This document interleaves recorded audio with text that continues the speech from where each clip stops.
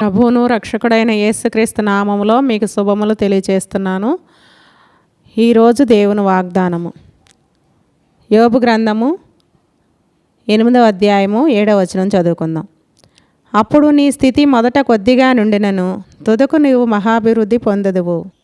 ఆయన బలమును వెదికినప్పుడు, ఆయన సన్నిధి నిత్యము వెదికినప్పుడు హృదయమందు అన్ని కుటుంబాల్లో సంతోషమే ఉంటుంది, ఆనందమే ఉంటుంది. మనం వెతకటము మనకి తక్కువైపోతుంది. దేవుని వాక్యాన్ని వెతకట్లా, మనం దేవుని సన్నిధిని వెతకట్లా. మనకి హృదయమందు సంతోషం ఎలా ఉంటుంది? కుటుంబంలో సంతోషం ఎలా ఉంటుంది? మహాభివృద్ధి పొందాలంటే, మన నివాస స్థలం వర్ధిల్ల చేయాలంటే, మన అభివృద్ధి పొందాలంటే దేవుణ్ణి మనము వెతకటంలో తక్కువ చేస్తున్నాం. అన్ని విషయాలకి సమయం ఇస్తున్నాము, మనం దేవుని వెతికే విషయంలోనే తక్కువ చేస్తున్నాం.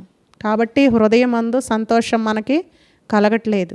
ప్రతిదినము అనుదినము కూడా ఆయనను మనము వెతికినట్లయితే మనం ఏ స్థితిలో ఉన్నామో దేవుడు చూస్తున్నాడు. మనుషులైతే పైవేషాన్ని చూస్తారు, కానీ దేవుడు హృదయాంతరంగాన్ని చూస్తాడు. ఆ ఒకటి పోయినప్పుడు ఆమె శ్రద్ధగా వెతికింది, ఇల్లు ఊడ్చి శ్రద్ధగా వెతికింది, ఆమెకి అది దొరికింది, ఎంతో సంతోషించింది.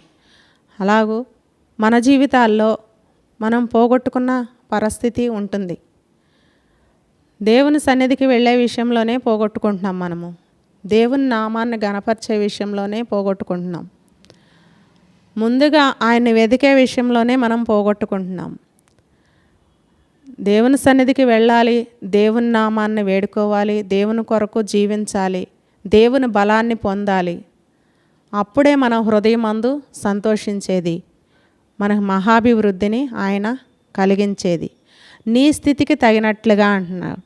దేవుణ్ణి మనము ఎంతవరకు బ్రతిమలాడుకొనుచున్నాం? సర్వశక్తుడగు దేవుణ్ణి బ్రతిమాలుకుని ఎడలా అంటున్నాడు. యథార్థ హృదయుడివై. మనకి అభివృద్ధి కలగాలన్నా, సంతోషం కలగాలన్నా, మన కష్టకాలంలో దుఃఖ సమయంలో దేవుణ్ణి మనం వేడుకున్నట్లయితే దేవుడు తప్పక అభివృద్ధిని కలిగించేది ఆయనే, సంతోషాన్ని ఇచ్చేది ఆయనే, సమాధానాన్ని ఇచ్చేది ఆయనే. మరి నీవు దేవుణ్ణి వేడుకుంటున్నావా? అలా వేడుకున్న విసిగి ఆ విషయంలో మరి విసిగి ప్రార్థన చేశాడు. వెంటనే ఆయనకి ఎందుకు రిలీఫ్ వచ్చింది? ఆయన యథార్థ హృదయుడినై సత్యముతో నీ దృష్టిలో ఎట్లు నడుచుకుంటునో కృపతో నన్ను జ్ఞాపకం చేసుకో ప్రభువా అని ఆయన్ని వెతికాడు. ఆయన సన్నిధిని వెతికాడు. నిత్యము కూడా ఆయన్ని వేడుకున్నాడు. ఆయన నిత్యము కూడా ఆయన ప్రార్థన చేస్తున్నట్లుగా చూస్తున్నాం. ఆ సమయంలోనే దేవుణ్ణి బ్రతిమలాడుకునడం చూస్తున్నాం. బ్రతిమలాడుకునటం వలన, దేవుడిని వేడుకొనడం వలన ఆయనకి కలిగే విషయం ఏమున్నదంటే, ఆయనకి స్వస్థత కలిగినది, నెమ్మది కలిగినది, సంతోషం కలిగినది, ఆనందం కలిగినది. మన జీవితాల్లో ఆనందము, సంతోషము మరి కోల్పోతున్నామంటే మనము ఆయన్ని వెతకట్లా, ఆయన బలాన్ని వెతకట్లా, ఆయన సన్నిధిని వెతకట్లా. నిత్యము ఆయనలో మనము ఆనందించే విషయాన్ని పక్కన పెట్టి మన పనులు మనమే చూసుకుంటున్నాం. కాబట్టి ఈ విధంగా ఉండిపోతున్నాం. కాబట్టి ప్రియమైన దేవుని బిడ్డలారా, వాక్యం వింటున్న మీరు దేవుని యందు శ్రద్ధ నిలపండి, మహాభివృద్ధి పొందండి. తుదకు మహాభివృద్ధిని పొందిస్తానని దేవుని వాక్యమే సెలవిస్తుంది. సర్వశక్తుడగు దేవుని బ్రతిమాలుకుంటే మనం పోగొట్టుకున్న స్థితిలో ఏది పోగొట్టుకున్నామో, మరి దేవుని వాక్యం వినే విషయంలోనా, చదివే విషయంలోనా, మన కుటుంబ ప్రార్థన విషయంలోనా, ఏ విషయంలో మనం పోగొట్టుకుంటున్నామో దేవుణ్ణి వేడుకున్నట్లయితే దేవుడు తప్పక మన మనవి ఆలకించి మనకి ప్రతిఫలము అనుగ్రహిస్తాడు, అభివృద్ధి కలగజేస్తాడు, క్షేమాన్ని ఇస్తాడు, ఆశీర్వాదాన్ని ఇస్తాడు, మనల్ని దీవిస్తాడు. ఇచ్చిన వాక్యం దేవుడు దీవించునుగాక. ఆమేన్. ప్రార్థన చేసుకుందాం.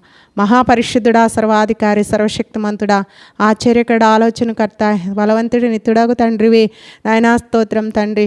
నాయనా, తుదకు మహాభివృద్ధిని పొందించాలంటే ప్రభువా నిన్ను నాయన వేడుకునే వారుగా ఉండటానికి సహాయం అనుగ్రహించండి. మీరే బలపరచండి, సహాయం దయచేయండి నాయన. ఇక్కడ నాయన స్తోత్రం, వాగ్దానం వింటున్న ప్రతి ఒక్క బిడ్డను మీరు జ్ఞాపకం చేసుకోండి ప్రభా. ఎవరి అవసరతలో ఉన్నారో, సమస్యల ఇబ్బందులు ఉన్నారు, వ్యాధి బాధలు అనారోగ్యాలతో ఉన్నారు ప్రభా, రుణ సమస్యలతో ఉన్నారు, ప్రతి ఒక్కరిని మీరు దర్శించి ప్రభా ఈ వాగ్దానం వారి హృదయమందు ప్రభా సంతోషించడానికి సహాయం దయచేయండి. మహాభివృద్ధి పొందుకోవడానికి సహాయం అనుగ్రహించి మీరే మహిమా ఘనత ప్రభావం పొందమని యేసు నామములో అడుగుచున్నాము తండ్రి. ఆమెన్. ఆమెన్.